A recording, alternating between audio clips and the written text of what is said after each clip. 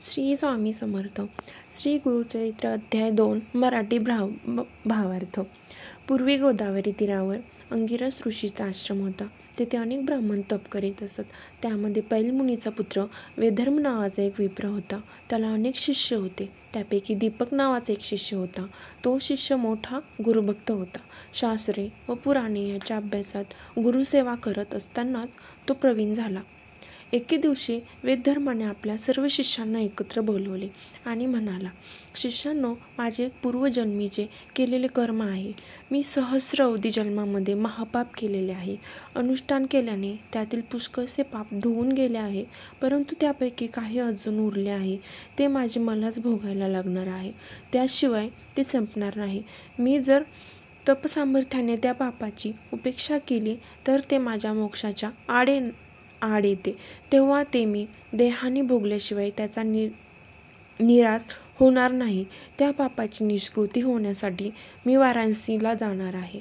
तेथे गेल्यास पापाचे शीघ्र क्षालन होईल असे शास्त्रात सांगितले आहे. त्यावेळी माझा सांभाळ करायला व तुम्हापैकी कोण तयार आहे त्यांनी ही जबाबदारी स्वीकारावी. त्या शिष्यातून दीपक लगेच पुढे आला आणि गुरूंना म्हणाला, स्वामी, आपण मला आज्ञा करावी. मी आपली कशी सेवा करावी ते मला निसंकोचपणे सांगावे. काया वाचा मने मी आपली मनापासून सेवा करून आपणाला या वेदीतून मुक्त होण्यास मदत करू इच्छितो. मी स्वतः आपले भोग स्वीकारायला तयार आहे. तरी कृपया आपली सेवा करण्याची संधी द्यावी.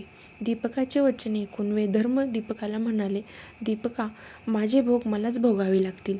ते मुलाला किंवा शिष्याला घेता येत नाहीत. मी केलेल्या पापामुळे यापुढे 21 वर्ष मी कुष्ठाने अंग झडलेले, आंधळा पांगळा असा होईन. हे सर्व शरीराचे भोग मी 21 वर्ष भोगल्याशिवाय नष्ट होणार नाहीत. तेव्हा त्या सर्व काळामध्ये तुला माझी सेवा करण्याची इच्छा असेल तर तू मला काशीला घेऊन चल. तुझ्यामुळे हे शिष्योत्तमा मी शाश्वत पदास पोचू शकेन. काशीस मणिकर्णिकेच्या उत्तरेस कमळेश्वर तीर्थाजवळ ते गुरुशिष्य राहिले.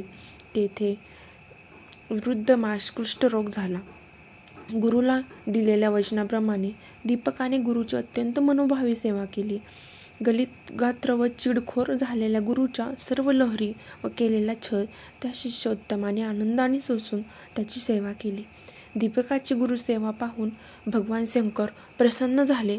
तुला वरदान देऊन मी तुझ्या गुरुची व्याधी नष्ट करतो असे भगवान शंकर दीपकाला म्हणाले.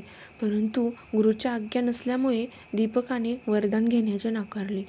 भगवान शंकरांना त्याची गुरुभक्ती पाहून नवल वाटले. त्यांनी श्री विष्णूंना दीपकाच्या गुरुभक्तीची सर्व कथा सांगितली. त्याची गुरुभक्ती पाहून साक्षात विष्णू समाधान पावले. दीपकासमोर प्रकट होऊन त्यांनी दीपकाला वर मागण्यास सांगितले. दीपकाने अधिक गुरुभक्ती करण्याचे सामर्थ्य व ज्ञान द्यावे, म्हणजे मला गुरुची सेवा अधिक चांगली करता येईल असा वर मागितला. श्री विष्णू दीपकाला तसा वर देऊन अंतर्धान पावले. नंतर दीपक गुरुजवळ गेला तेव्हा गुरूंनी त्याला विचारले, भगवान विष्णूंनी तुला काय वरदान दिले ते मला सांगावे. दीपकाने घडलेला सर्व वृत्तांत आणि त्याला मिळालेल्या वरदानाची सर्व हकीकत सांगितली. वेधर्म आपला शिष्य दीपकाची गुरुनिष्ठा पाहून संतुष्ट झाले व त्यांनी दीपकाला तू दीर्घायुष्य होऊन तुला वाचासिद्धी प्राप्त होईल व यापुढे तू काशीपुराला निवास करशील असा आशीर्वाद दिला. याप्रमाणे वेधर्म शिष्याला प्रसन्न झाला व त्याच क्षणी त्याचा देह व्याधीमुक्त झाला. दुसरा अध्याय अशा प्रकारे समाप्त होत आहे. श्री स्वामी समर्थ.